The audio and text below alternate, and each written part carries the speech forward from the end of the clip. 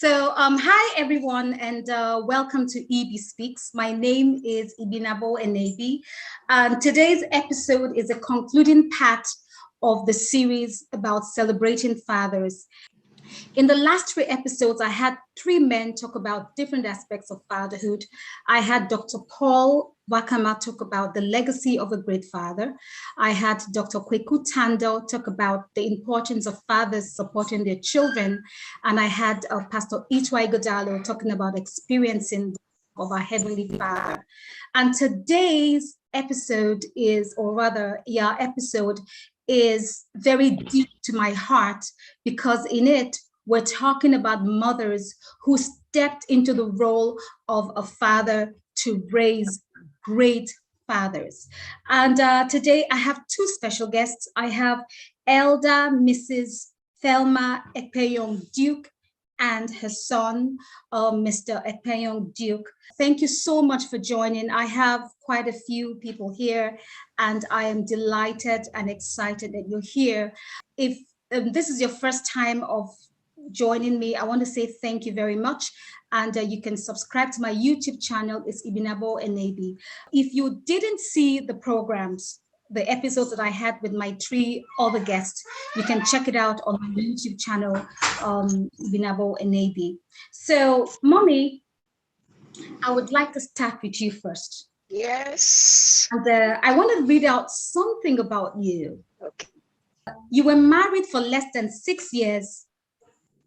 Yes, I was. And your husband died just 3 days Yes. to your 30th birthday. And you trained as a teacher initially. However, after your husband's passing, you went to the United Kingdom to study secretarial administration. You joined Shell Petroleum upon your return from the United Kingdom, and you worked there until you retired at age 50. You moved to Jos Plateau after your retirement on divine instructions from God, as you never knew anyone there or had any family members. You founded an initiative called the New Hope Ministry to mark the 25th anniversary of your husband's passing. The initiative was set up to look after widows and their children, and you've been doing that for 30 years and over. You wrote a book in 2011 called Widowhood, a Blessing, Not a Reproach. You are a mother of 4 children and several grandchildren, great-grandchildren. Mommy, I'm just thinking, your husband died 3 days before your 30th birthday, and you had children that were little. You had little children. As a matter of fact, your son was less than 3 years old when your husband died. And then you also experienced a similar fate because your daddy died when you were 3 years old as well. So how did you feel? I said I was confused. I didn't know what to do because it came so unexpectedly. But at the same time, I knew I had a responsibility to face that. I had to brace myself up to face the responsibility of taking care of 4 children who were meant to be the responsibility of 2 people, but I was left to handle it myself. But I knew I could not, so I handed everything to God. Not 6 children, or she couldn't. She handed us over to God, and God brought us up. So I had to do the same thing. Mommy, when I was reading through your book, I didn't finish it, but I read some parts that made me cry. In some parts, you said that when it happened, you thought you were dreaming. You were restless at night, you couldn't sleep. You thought that he could just walk into the room. And you were asking yourself, what about the dreams and the plans you had for the children? How were you going to fulfill those dreams? How was it for you?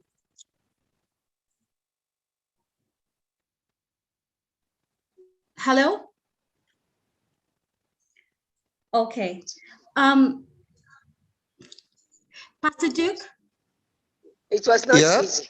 Okay, it Okay. wasn't I handed eBay. the children and myself to God. Okay. Yes, please. Okay, let me just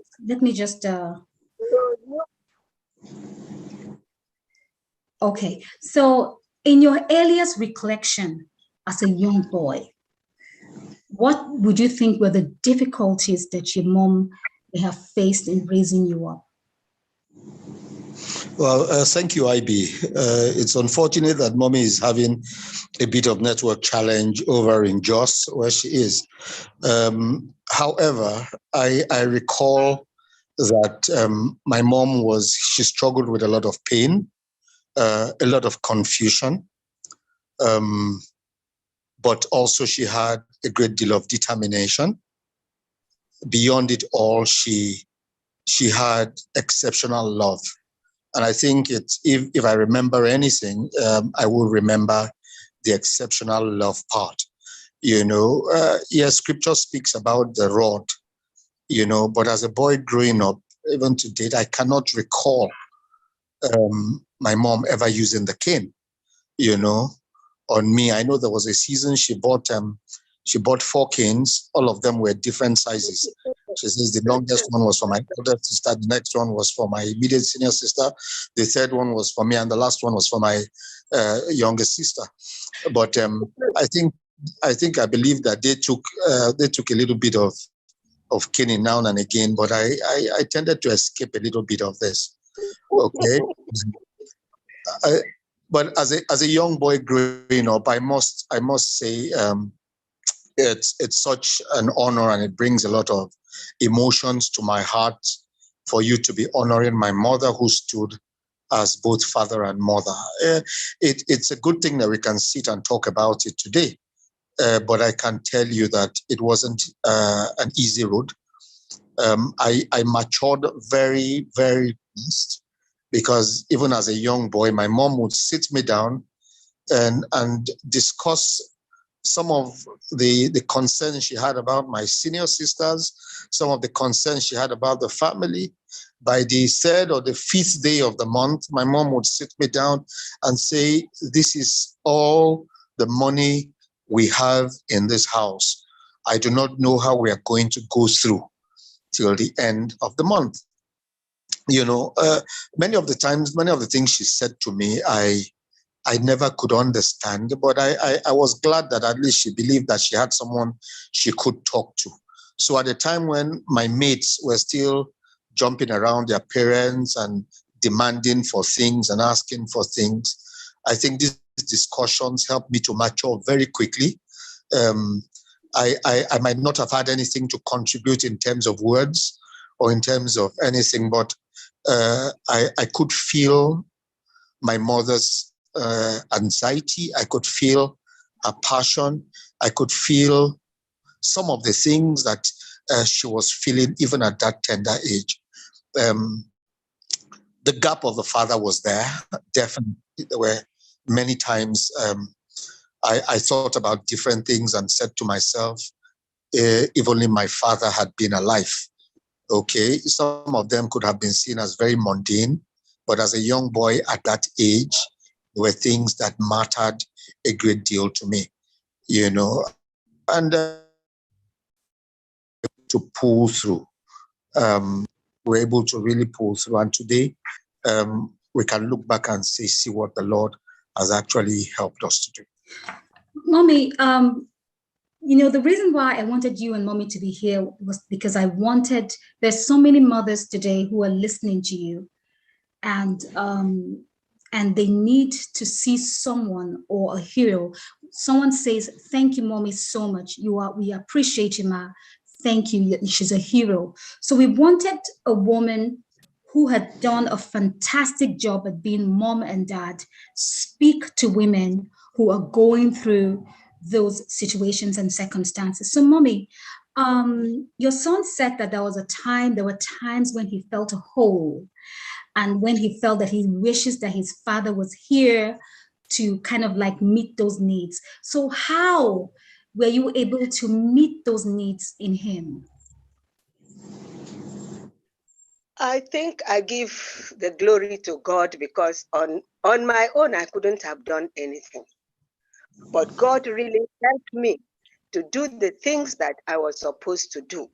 And that was why I wanted to say thank you to him, because I felt he really, really, really cared for me and my children, because I handed them over to him at an early age, because I knew I couldn't do it on my own.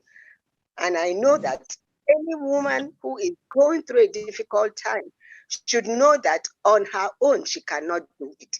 But if she surrenders the problem to God and hand over and really surrender, God is more than able to do more than she ever expected him to do. Okay. Mommy, you see, there are some people that are going through these things and they don't go to church, so. Ibi, are you there? I asked you a question and said some ladies, some women who do not go to church and who are going through this kind of challenge. What would you advise for them? You can go on. Mommy can go on and answer, or Duke, you can try and give it a shot. Okay. I think it would have been better for my mom to handle this part because she's the one that actually went through this and being able to advise other women. Until she can connect. Yeah. Maybe you can just help her out because she also is a visitor.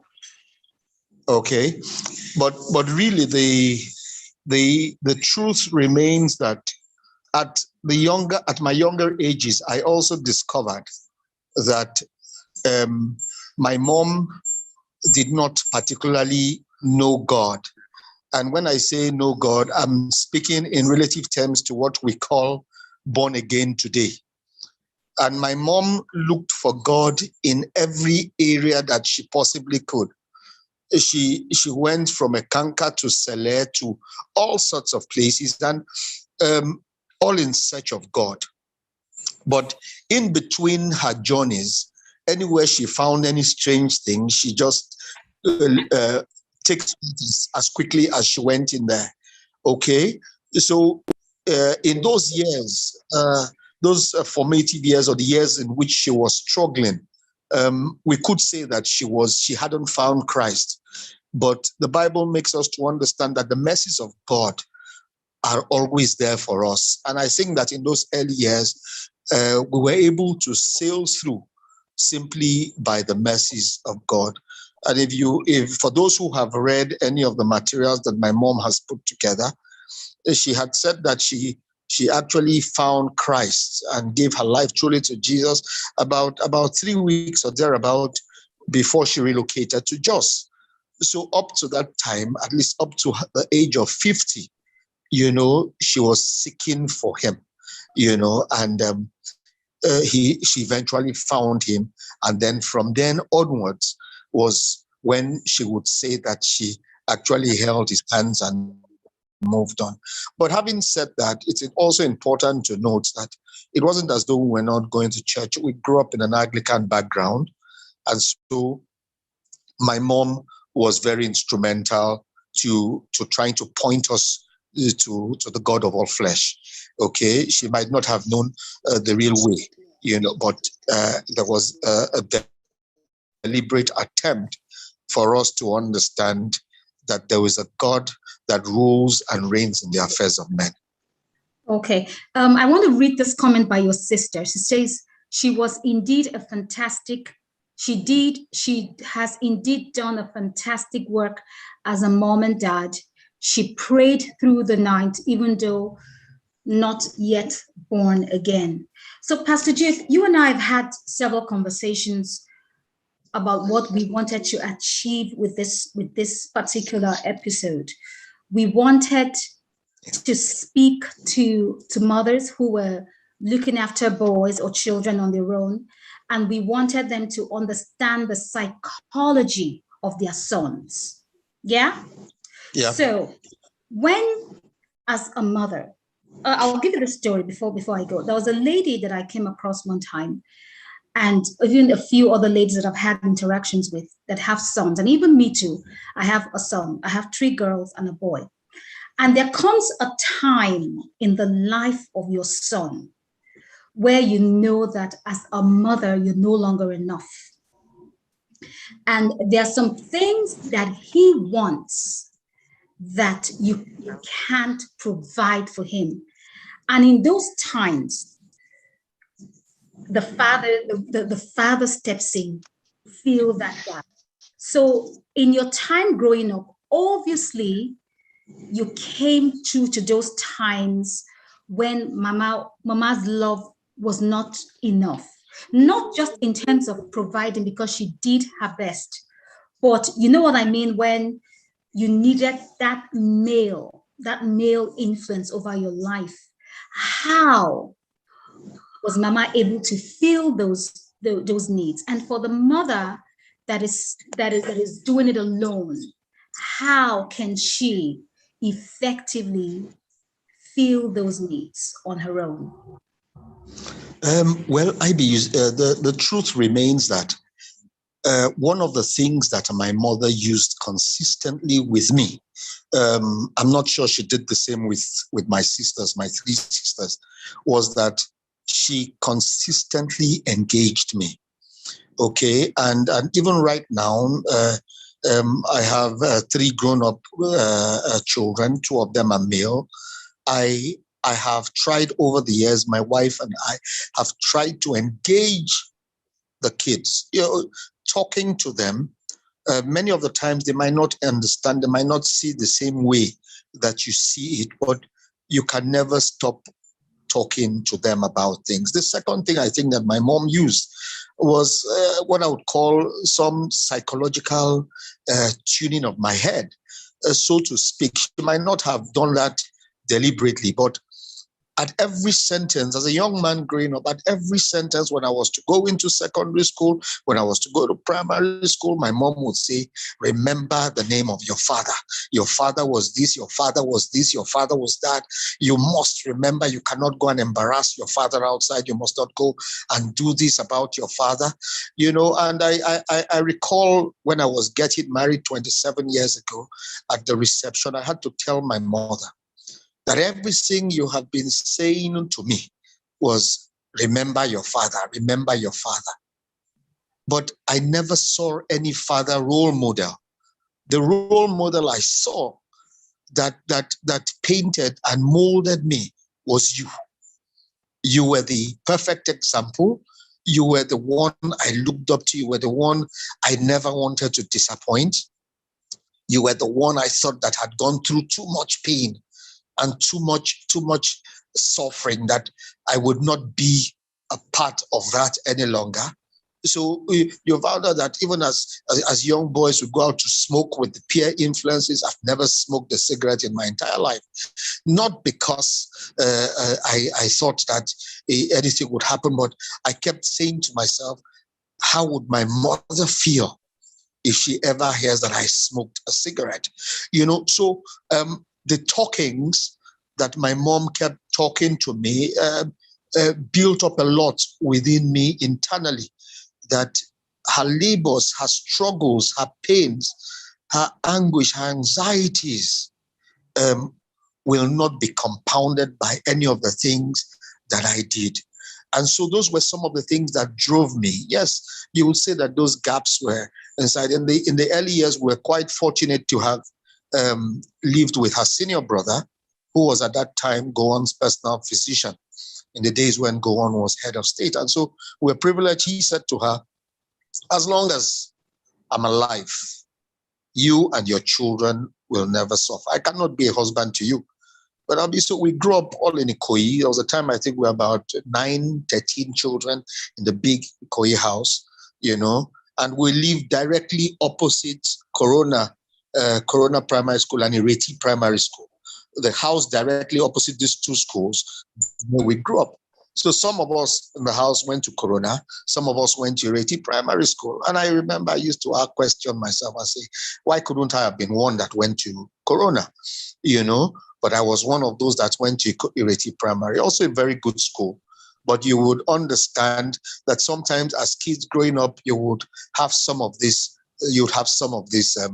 feelings. You'd go to school, secondary school, and your mates would come back and be talking about summer holidays and how they went to this place, and they'll be laughing, and you just stand at one corner thinking, when will I ever get to see the external world?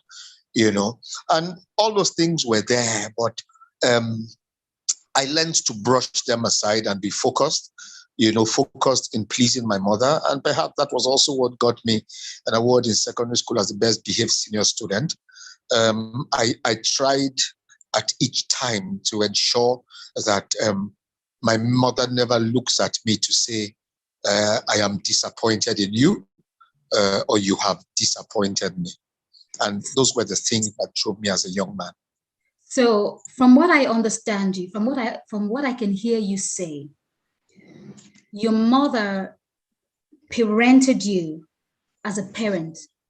So she taught you values and responsibilities, and she kind of like juggled your mind, to let you know who your father was, and she spoke positively about your father. So in being the mother that she was, in teaching you values and integrity and reminding you of what your father was and what was expected of you as a person, you didn't now lack that, or rather, she taught you to be a better person, a better human being. And in doing that, you felt that you've received what you wanted from a parent. Is that what you're saying? Definitely, Ibi. Also, these days they say research, they talk about all sorts of things that you see a young man who grows up and begins to maltreat his wife, maltreat the children. And you find out that people say that it's what they see the parents do, it's what they see.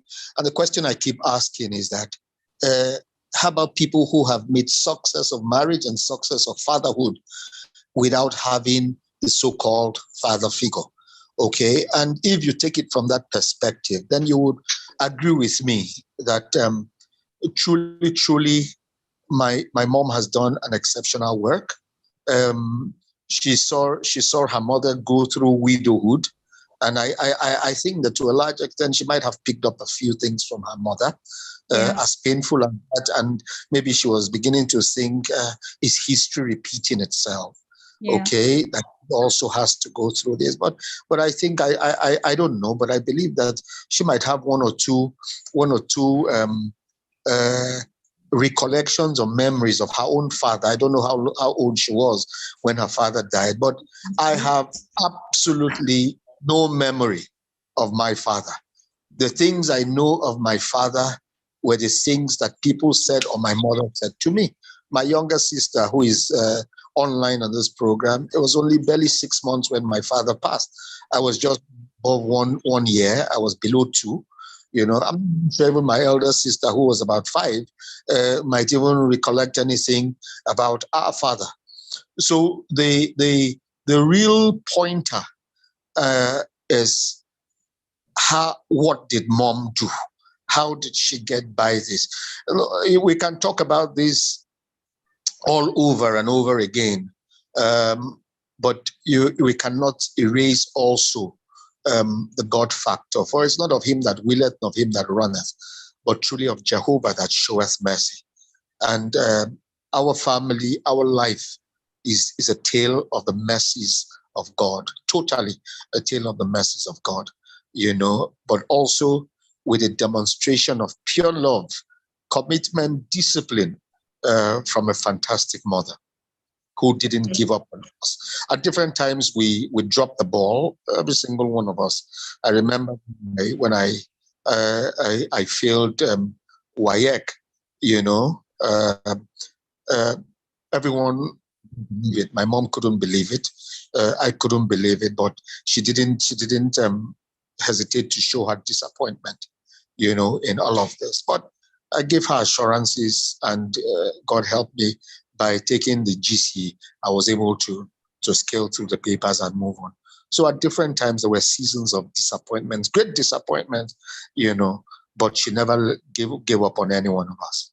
Okay. Now, I want to read some comments by some of the viewers. Okay. So someone says, Mommy, I commend you I commend your doggedness. My mom went through the same.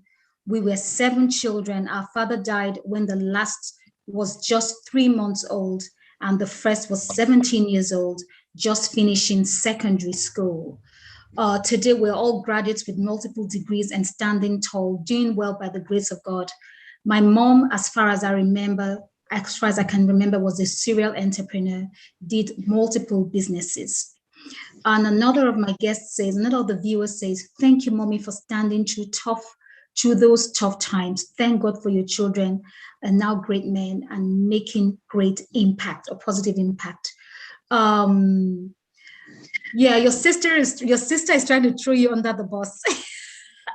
Your sister is saying it responds to the things that you did to mama. Your sister is saying, yeah, when you had an accident with her car.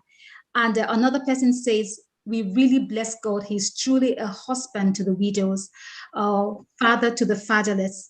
We can truly thank God for the testimonies. Pastor Sonny, we celebrate your mother. Some of us took this, take parents for granted. Thank you, Lord, for your faithfulness. Now I appreciate what orphans go through. May the good Lord use us to reach out to them in the mighty name of Jesus Christ. So, can Mama hear me? Is Mama still there? Is Mama still there? Let me see. In the book, in Mama's book, she said something. She said that when her brother died, that it was as if her world was upside down. She says here, tragedy strikes again. And I quote, she said, when her brother died, she said, I was now lost and totally and completely on my own. At least when I lost my husband, I had my brother to turn to. Now he was gone too. It was then I felt the impact of what had happened to me. I was without hope and comfort. The children did not make things easy for me. Up to this time, I had no problem with them. But shortly after I lost my brother, they decided to add to my already compounded situation. Probably the shock they felt as a result of the sudden disappearance of their only father they knew had a negative impact on them. So I wanted mommy to speak to this. So how did the situation present itself? Is mommy there? Yeah, she is. Okay, so mommy, when your brother died, you said the children, now it had a negative impact on the kids, on your children. So how did the situation impact itself and present itself, and how were you able to overcome those situations? Pastor Jake, maybe you should answer. Well, I think that was that might have been her own explanation or understanding. But I guess it might have been what some people call the teenage blues at that time, So really, mommy would be in the best position to actually answer that, because she understands why she wrote that. Because I think that it was a time she might have been having multiple challenges with my sisters and myself on different levels. So and maybe that was her interpretation of that.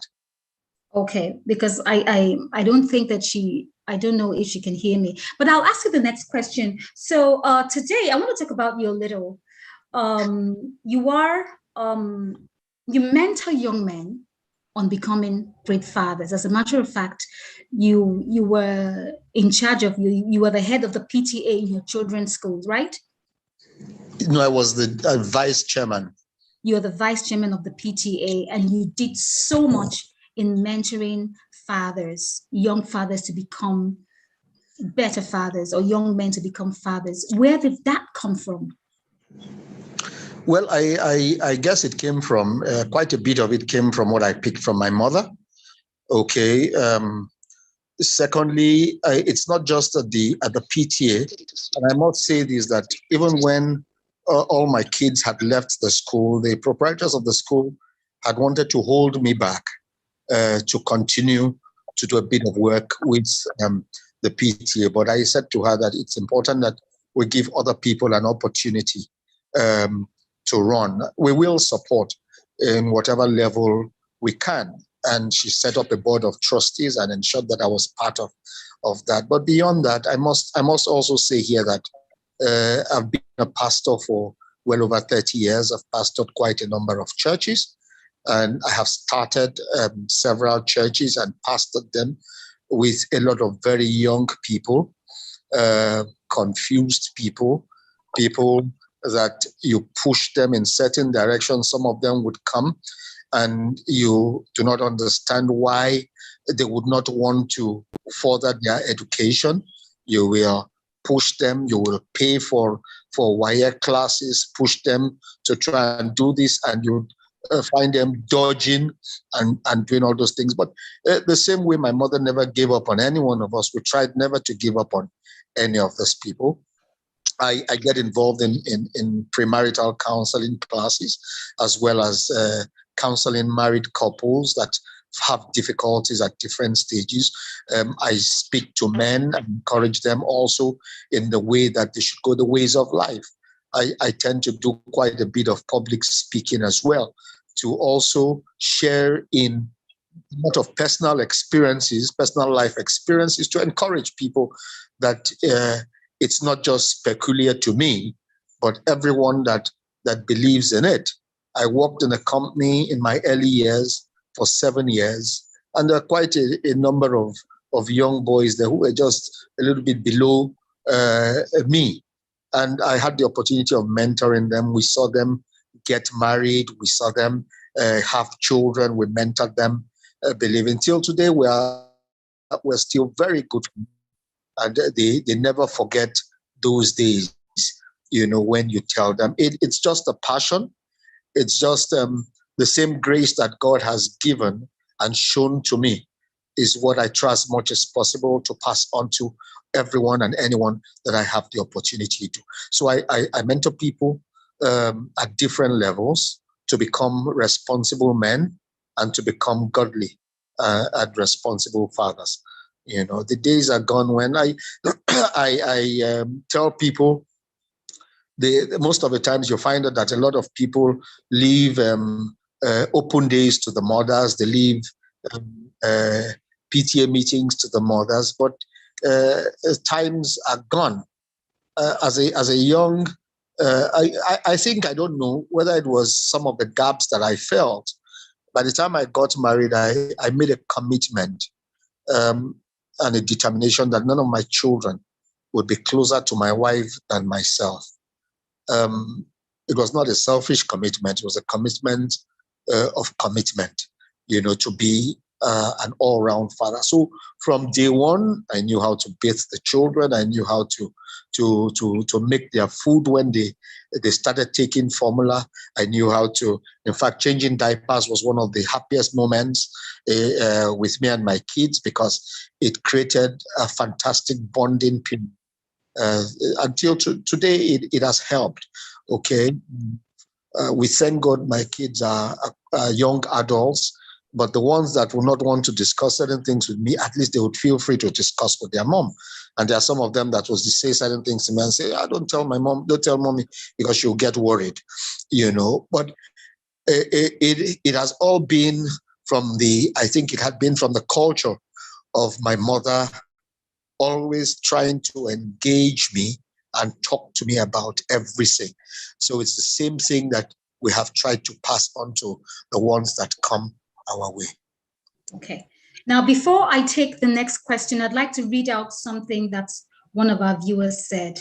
And guys, if you have any questions, please kindly leave the questions in the text box below, and I'll try as much as possible to read as much as I can.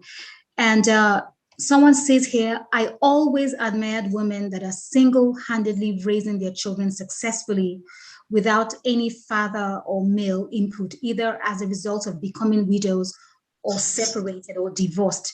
It takes a lot of determination and God's grace. Our society puts out the narrative that children raised by single mothers don't turn out well. Big lie. Mama's life is a testimony. And I have another one here. Someone says, absolutely agree with the comment that the viewer said, a big lie. And your sister has this to say, I remember my brother saying that his children's school will never call their mother first before him. She will only be called if they couldn't reach their father. So which is a testament to what you're saying, that you didn't leave the PTAs for the mothers alone, for your wife alone, that you stepped up and took responsibility for your children. Now, there's a question from YouTube, and I want to take the question. It says, can Pastor Duke tell us a little bit about his mother's ministry in Jos?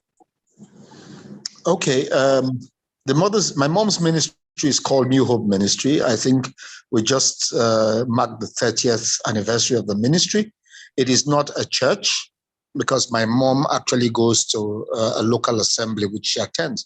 This ministry is strictly focused on widows, fatherless children, and orphans, where my mom engages the widows in, she gets people to engage the widows in vocational trainings. She tries to empower them, and also organizes scholarships for the children, and she would say that, because we ask her severally, how have you been doing this? And she says that it has simply been by the grace of God. At different times, God meets them at different needs. My mom is slowing down a little bit now. We had told her at 85, you need to take things a little bit easy. So she's appointed people to have different roles. As far back as 2 years, 3 years ago, you would wake up, call my mom by 6 a.m. She's out of the house, and you would ask her, where are you going? My mom says she's going to one village outside Jos she heard of a widow there that she's going to actually visit, and that has been her life. And I think that is one of the things that has kept her going till today. It has become her life, her passion, her dream, seeing that she's empowering. There was a time some of the widows who were homeless live with her. Their children was living with them. Most of them are graduates today, and it's when you see and hear those stories that it can't help but bring tears to your eyes, Okay. And that's basically what the ministry does. Fantastic. Mama's book, and I hope Mama can answer this question for me. I hope the network would allow her to. Mama's book, she says, and what's the title of the book? Is Widowhood a blessing? A blessing, not a curse. Not a reproach. Yeah. How did Mama, I want to know how she came to the conclusion that it's a blessing and not a reproach. Is it Mama? Yes, Mama, in your book, I read a few parts of the book, and you said that widowhood is not a reproach, is a blessing and not a reproach. How did you come to that conclusion? Hello?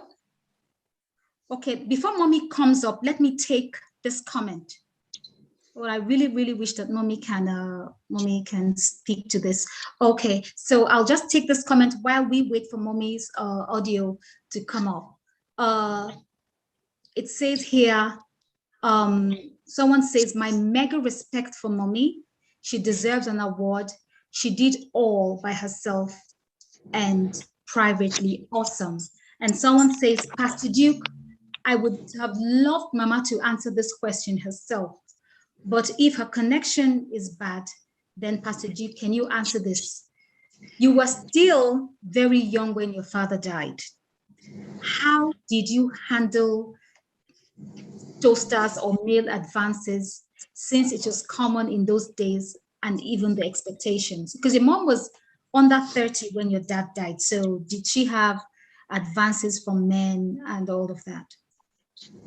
In the early years, my mom was a bit focused. And I think that all she was interested in at that time was her children. So everything in her mind was these little children that shall. Mark you, my father refused my mom to work in the less than 6 years that they were married together.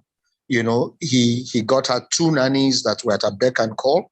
You know, all my mom used to do was breastfeed us, and the nannies would take us away. These were the stories she told us.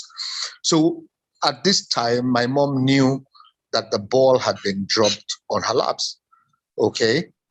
However, as we grew older, and I think my mom mentioned some of this in her write-up, she was contemplating at the time, you know, marrying somebody.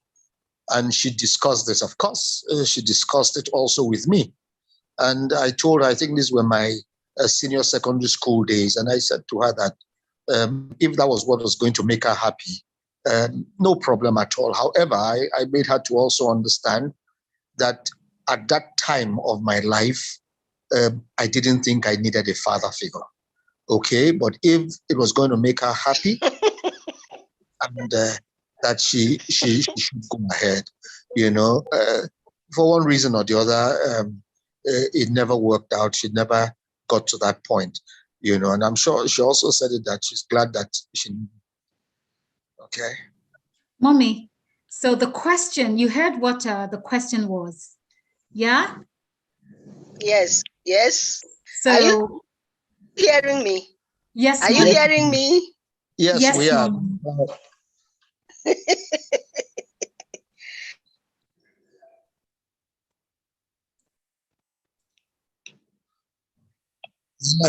She's gone off again. Okay, I think it's the network now. It's the network. Pastor Duke, you can see the comment that my sister put up there. She said that my father spoiled her so very much that she kept comparing every man to him, you know, and I think that she never got anyone who could actually fit Why into I didn't remarry? Yes, ma'am. Yeah. It's the network. Okay, Pastor Duke, I was asking Mommy a question. I said that in her book, she titled the book "Widowhood Not a Reproach," a blessing, not a reproach. What do you think would have made your mom see widowhood as a blessing instead of a reproach? Honestly, if 50 years ago, when or 55 years ago, when my father passed, my mom would never have written this book. Okay. But having gone through the years. Yeah, Mommy, you're back. Please go ahead. The network. Anyway. So, yeah, can you, yeah. Over the years, with the level of fulfillment and joy and new hope and new needs that Mom has been able to convey and pass to the numerous widows and their children over the years, confidently stand and say that widowhood is not a reproach, but a blessing. It has given her the privilege and the honor to do what she has been doing for the last 30 years. You know, perhaps if she had never become a widow, she would never have had this privilege to do this. It's a different thing when a pastor is talking to a widow and say, all will be well, all will be well. I know what you're facing. I know what is a lie. They don't know that. But when my mom tells a widow, I know what you are going through, you know, she truly, truly knows what a widow is going through. I know your pains. I know your anxieties. When my mom is saying that to a widow, she knows it because she had faced it. She had passed through it. I know the thoughts of how you're thinking of how you're going to take care of your children. But when my mom is telling a widow that, she knows it because she walked through those routes. Okay? So I do not think that there's anything that gives her greater joy, that gives her greater fulfillment of purpose than this ministry in which she runs. I had said earlier on that my mother attends a local assembly. At the age of 85, my mother is still an usher in her church, and she stands throughout the service. Okay, so I'm just throwing this out for a lot of young people that are extremely unable to go through that. You complain that you cannot stand throughout the service and the rest of it. But this is just some extras that I decided to throw in here. She serves as a complete worker in the local assembly which she attends in Jos. Okay, Mommy, would it be possible for you? I don't know if the network is okay now. You in your book is titled "Widowhood: A Blessing, Not a Reproach," and Pastor Duke tried to explain to us what you meant by that. Can you give us exactly why you came to the conclusion that that widowhood is not a reproach but a blessing? Okay, before Mommy comes up, let me take some comments here. My children and Enebi in my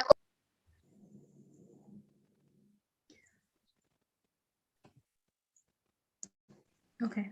Wow. Yeah, I added the network. But anyways, I'll say there's a comment. Mommy? Okay. Let me see. Okay. Is speaking? Yeah, I can't. The network is bad. Let me just read what someone says here. Someone says, I think you should have a part 2 of this where Mommy can be with Pastor Duke and share her wealth of experience with some of us who no longer have mothers to share their experiences, I think. Another one says, Pastor Duke, did you guys have relationship with your father's people? How did they assist your mom and you guys, if any? If you like the roles, the relatives play any roles in your life? And so that's a question for you. And someone says this, I totally agree. You can't successfully counsel except you've been through it.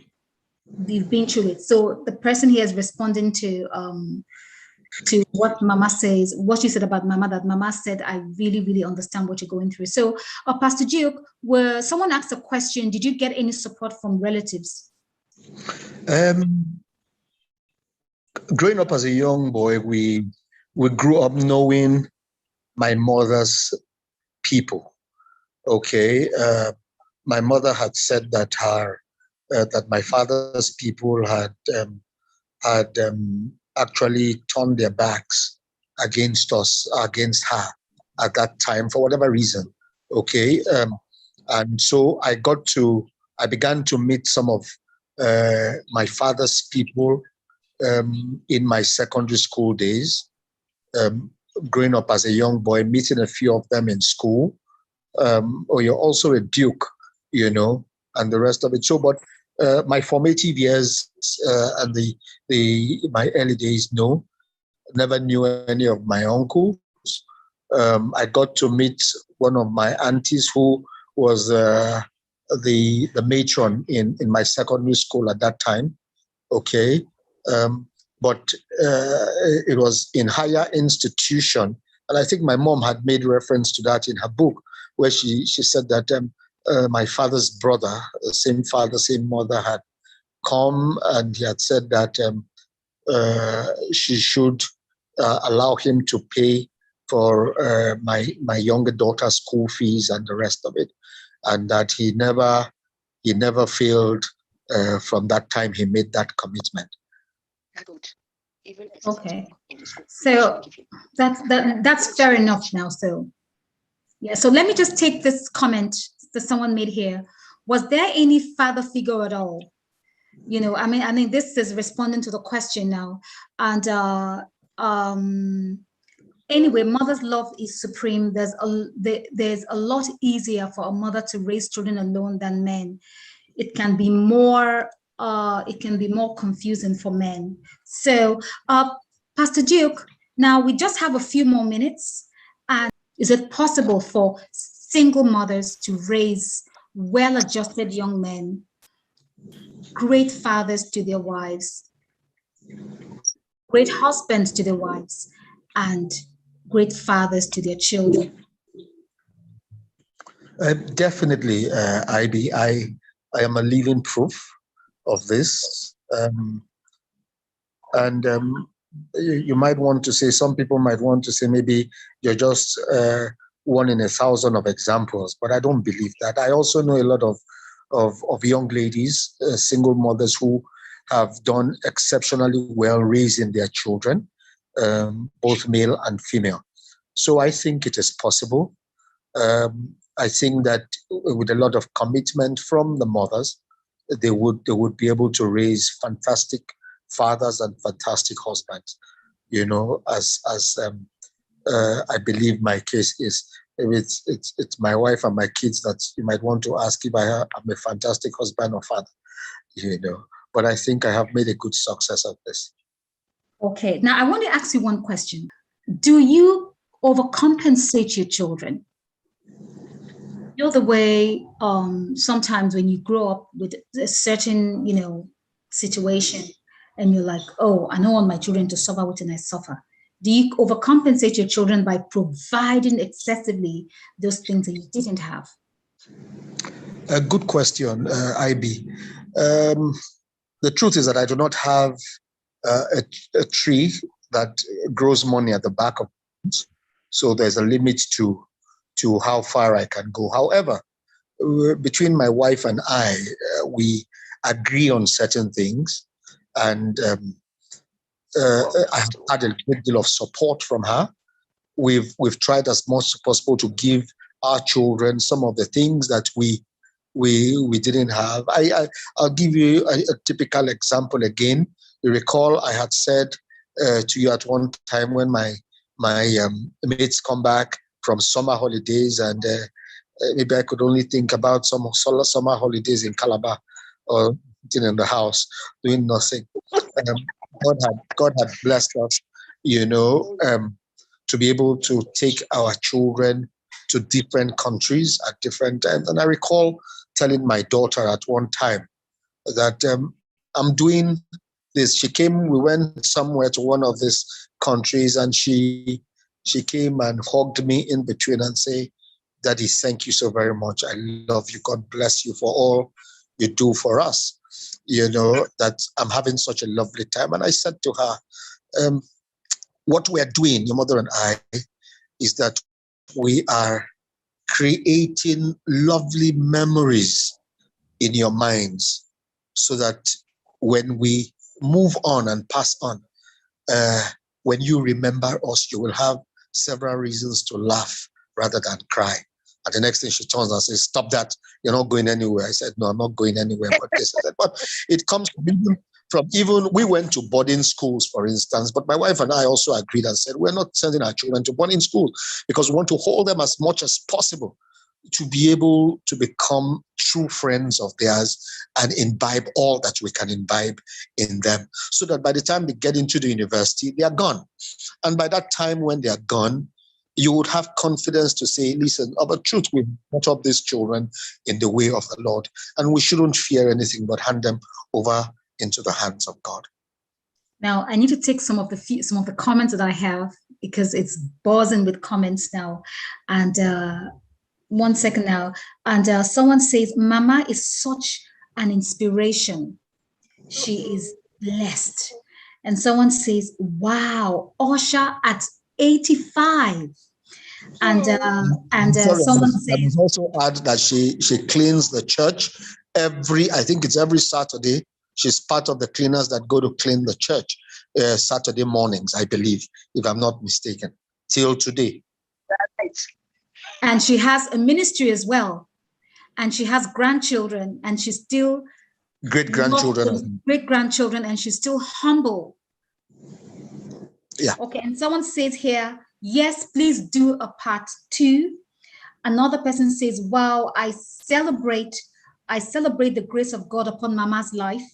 She will not miss her reward in Jesus' name. And let me take this question, this contribution. It says here,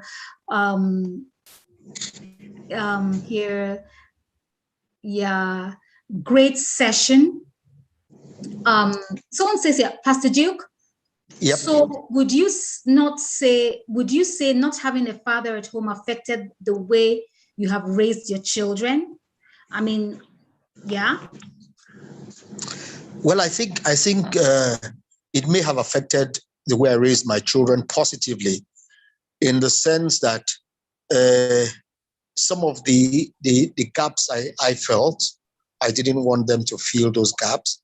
So the absence of a father, I tried in different ways to ensure that I was present, or else at the end of the road, down the road, we didn't want a situation whereby we will begin to regret anything and say, if I had given it a little bit more, So yes, to a large extent, I think it had a driving force also in me to make sure that I wouldn't drop the ball as a father. Fantastic. Now, I read this comment: where the mother is a great parent, at times it's okay not to have a father figure. A widow should not get a useless man involved in the life of her children, all in the name of desiring a father figure. So the last question is for Mommy. My time is almost up, but I have to ask Mommy this question. So Mommy, what would you say to any young woman who is going through looking after her children on her own? What would you say to her right now? My advice to any young widow that is bringing up her children is that don't give up, because the future is bright. Hand your children over to God. Pray regularly for the children. Okay. And get your own life. And if at all you desire to remarry. The network issue was a problem. But Pastor G, people are saying that, Mommy, that we have to do a part 2. Mommy, people want a part 2. They probably want you and Mommy to be together so that you can talk about this, because this is, I would say, is a valuable advice that a lot of mothers would want to hear, but the network hasn't allowed us to do justice to this. And from what I hear you say overall is that parenting, whether it's a mother or father, right, that even if you don't have, a woman doesn't have a husband, or the children don't have a father, that teaching the children values and doing the best that you can for them counts at the end of the day, right? Definitely. It does. And this resonates with, when I had my interview with Dr. Wakama, we talked about mothers raising their children alone. And he said that at the end of the day, that when you do your best for the children, children will understand. And he also said that women shouldn't, those that had acrimonious relationships with their husbands or with the fathers of their children, even badmouth their children. And in the case of your mother, even when you didn't know your dad, your mother spoke very positively about your father, and that helped you a great deal, right? Definitely, it did. So thank you so much, everyone, for joining me. The network was funny, but we still got something out of today's episode. And I'd like to thank everyone. And guys, if this is your first time of watching this, thank you so much. And if you're a returning viewer, thank you so much. I have a YouTube channel called Ibinabo Enebi, and I would like you to kindly subscribe to my YouTube channel, like and share, and click on the notification button so that whenever I have a new video, you will be notified. I also have a website called onewomanity.com. Pastor G, you have an article you're supposed to submit to me about this topic. Definitely, you will get it. Okay, so I'm holding you to that. So and you can also follow me on my Instagram page, on my Instagram it's One Womanity, and so I have people say here. So thank you so much, Ibi. Great job, Ibi. Keep this up. And someone says, great session. And thank you, Pastor Duke. And thank you, Mama. We need to have another part 2 of this where Mom and Pastor Duke will be together so we wouldn't have any network issues. So until next week, thank you very much. And I'll see you next week. I have another very interesting guest the next time. You don't want to miss it. So bye, everybody. Pastor Duke. Bye. God bless. Mommy, thank you so much, Mommy. Thank you.